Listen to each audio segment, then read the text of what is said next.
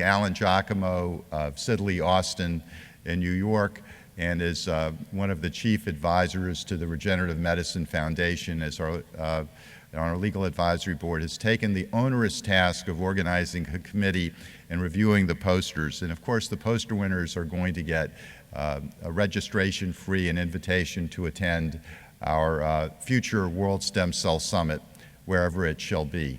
So I want to introduce my friend and colleague, Alan Giacomo, who will tell us about the poster winners and the outstanding research that was presented at this meeting. You're welcome, Alan. So Bernie always tells me that running these meetings is like a Rubik's Cube with 1 million subcells. So just a quick round of applause for the great work that Bernie does.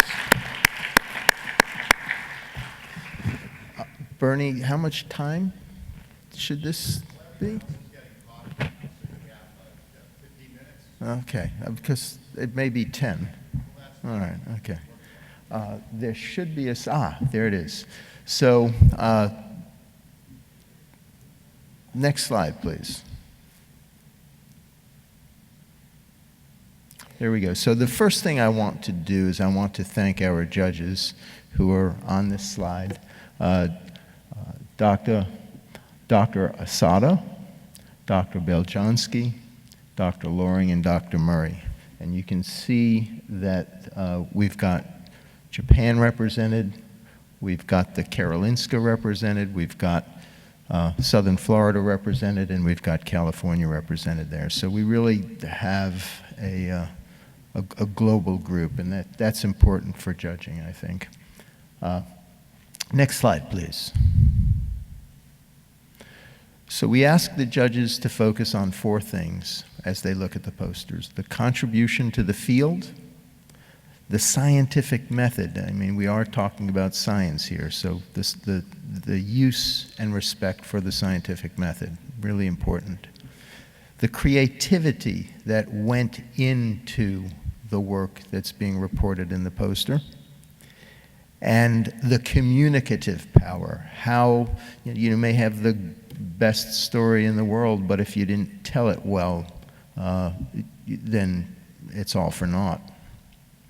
So those are the 4 criteria. Next slide, please. Everyone, I think, has had contact with Laurel. Laurel is the woman at the registration desk on the far left. Laurel has been doing this for as long as I can remember, and each year, without her help, without her administrative capacity to keep us organized, this wouldn't happen. So a real special thanks to Laurel for all of the things that she does. She's out at that desk right now, so she's not here to stand up and take a bow. I think, actually, I'm going to go back a second. We do have, I think, several of the judges. We have Dr. Asada over here, if you'd like to stand. Okay. We do have Dr. Loring. I didn't see Dr. Murray. I didn't see her this morning, and Dr. Beljanski, I don't think they're with us this morning. But again, a round of applause for the 4 judges. So we have 4 prizes. Next slide, please. And I just realized, does this box control it? Ah, wonderful. So we have 4 prizes: an ELSI prize. ELSI is ethical, legal, and social issues. And since we have a little bit more, it sounds like we have a little bit more time. There's a great story about ELSI and science. When Jim Watson was discussing with Al Gore the very first Human Genome Project legislation back in the 1980s, there was this budget, and there was nothing in the budget. There was nothing in the budget for ELSI issues, and Jim Watson said to Gore, we've got to have some of this budget available for ELSI issues, and that discussion was programmed into the law, and that's how ELSI became part of the Human Genome Project. So An interesting anecdote, but an important one. So we have a prize for Elsie, an engineering prize. Yesterday, Mr. Toda from Fujifilm had a wonderful presentation, and he showed how regenerative medicine really requires not only science and medicine, but a whole lot of precision engineering. And this slide that we'll look at, and this poster that we'll look at in a second in terms of engineering, really bears that point out. Then we have 2 prizes for science and medicine, second place and first place. So I do have, wonderful. So ethics, legal, social issues. For a number of years, I've been studying certain aspects of healthcare, things like informed consent, things like advanced directives and living wills. And I've realized by studying that, by the time you are given that informed consent form, by the time you learn one of your loved ones has signed an advanced directive and now you have to interpret it, you don't have the capacity to do that because you've never been taught it. And I've realized that a whole bunch of these ethical and social issues really require a whole lot of education that begins much earlier in life, back at the elementary school age. Well, the folks out at the Mayo Clinic realized when they were looking at the STEM curriculum, STEM is science, technology, engineering, math, when they were looking at the STEM curriculum, they realized that there's nothing in there about regenerative medicine. So this group of folks out at the Mayo Clinic got together and they worked on a curriculum for 3rd to 8th grade to work regenerative medicine into the national STEM curriculum. And for that work and for telling us about it, the Elsie Prize goes to this group. I don't know if there's anyone from this group in the audience. Why don't you stand and tell us who you are?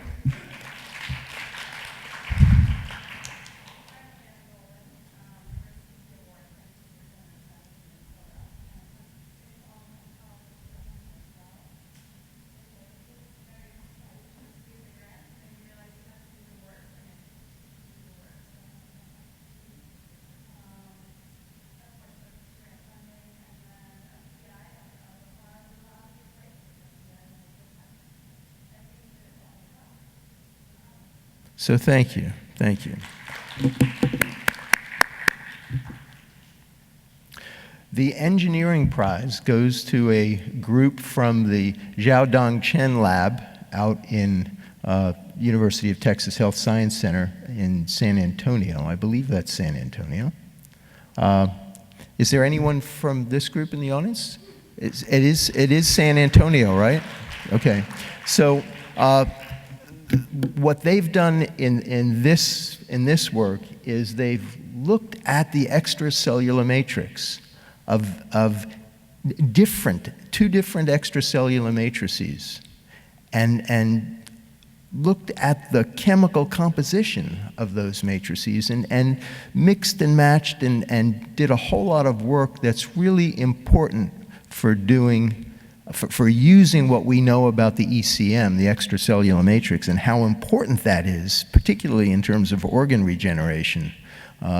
Really important engineering work for being able to move ahead with that. So for that work and communicating it well to us, the engineering prize goes to this group. So thank you.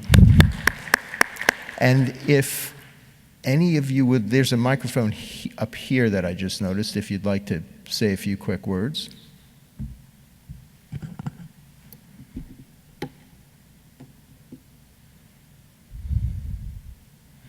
Is this on? Hello?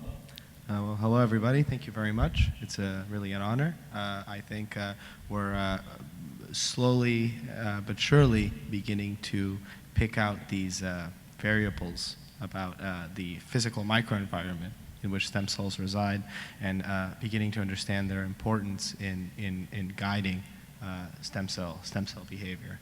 And I think only when we understand both the cellular signaling pathways, but also the physical cues, can we truly take advantage of stem cells in regenerative medicine. So Thank thank you. you very much. Thank you.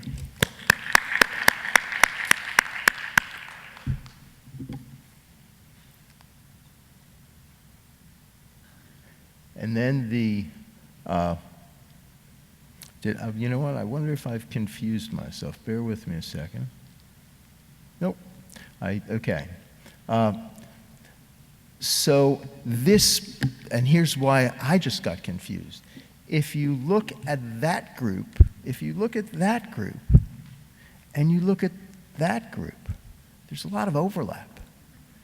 And that proves to me that our placebo-controlled, double-blinded approach to judging works, because you like to spread, typically you'd like to spread the wealth a little bit and have more groups represented, but this was I think the first time this happened, and I realized it this morning. I guess I was too sleepy last night to realize that, and I said, wow, our blinded method of judging really works. So so the second place prize in science and medicine goes to again, a group from Professor Chen's lab out in San Antonio. And this work looks at mesenchymal stem cells from elderly populations. How many of you heard Dr. West speak yesterday and focus on aging? So you know from his talk yesterday that things happen as you get older. The capacity of cells to do things changes. And what this group did is they took out MSCs from elderly donors and worked on restoring their regenerative potential. So for this work, we're awarding the second prize for science and medicine. And I don't know, I know the group is here. Is Dr. Black here? Dr. Block. Would you like to say a few words?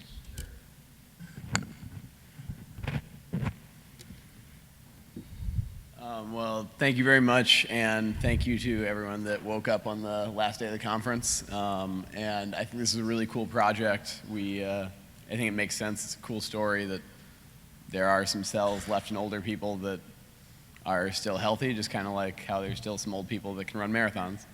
And if there's anybody that's looking to collaborate, please let me know. Definitely looking to do some more work on this. Thank you. You're welcome. So before we go to the first place prize, I remember that I wanted to make a point here that my understanding is that on Tuesday, at the public sessions on Tuesday, there were about, 300 local residents who came to hear, and the average age was 75 or so.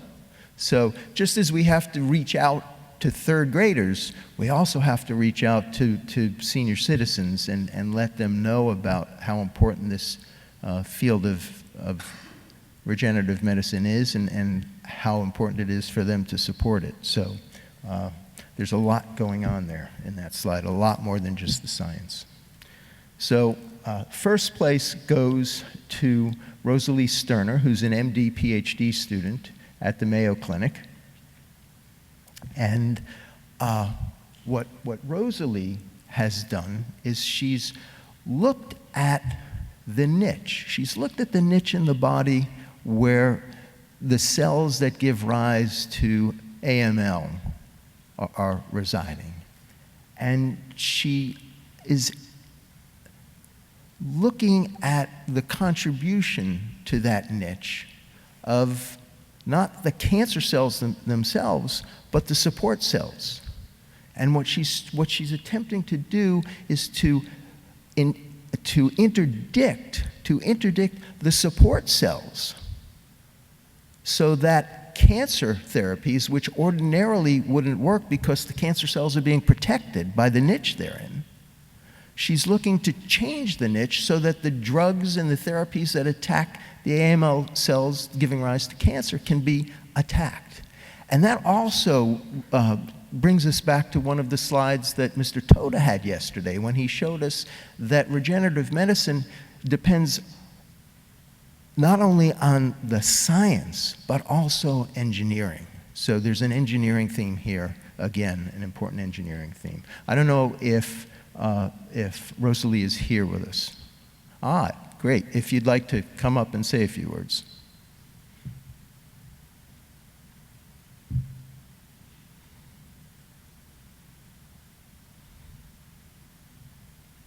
And if I misinterpreted your poster, you should correct me. Okay. So thank you all for having me here. It was a really great opportunity to be able to present this work, and I think it's a nice way to see kind of how the cancer field and the stem cell field can interact with one another, and by manipulating stem cells, we can have a very large impact on a very large variety of diseases, not just regenerating organs, but helping people with cancer as well. Thank you. So that's all she wrote, folks. I don't know how much time is left. I'm not a good tap dancer, so I'm not going to try and do that. And I don't see Bernie, so why don't we take, the next session begins at 11 or 11:15? 11? So